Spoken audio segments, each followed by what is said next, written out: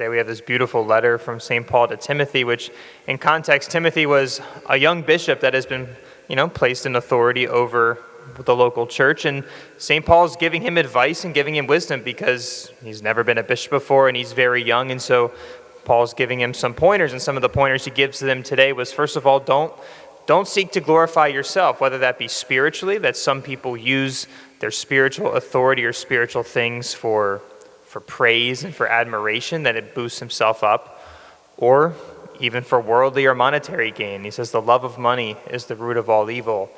He doesn't say that money itself is the root of all evil, but the love of it, because when we love money, or really love anything else other than God, we're casting out from our heart where God is supposed to be, and we're placing our trust, our love, our devotion, our attention on whatever that thing is, and we're trusting in that, or we're trusting in ourselves when we should be trusting on God.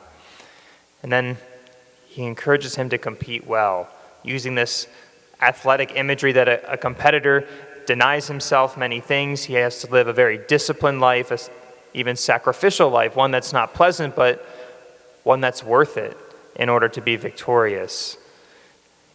He may be writing that to Timothy, but I think he really could be writing that to each and every one of us, because each and every one of us is a kind of shepherd in our own right. It may be obvious for Father and I as priests of a parish or of a particular ministry, but the Lord has placed you as shepherds in some way, shape, or form in your own communities, in your own work, in your own families, that you're called to shepherd and to lead others by your example and your love of the Lord too.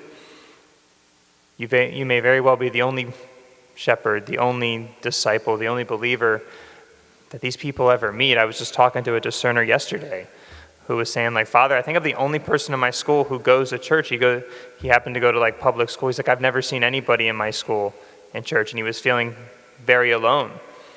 It's not something that we just make up and say that we might be the only Christian people ever meet. It actually could be true.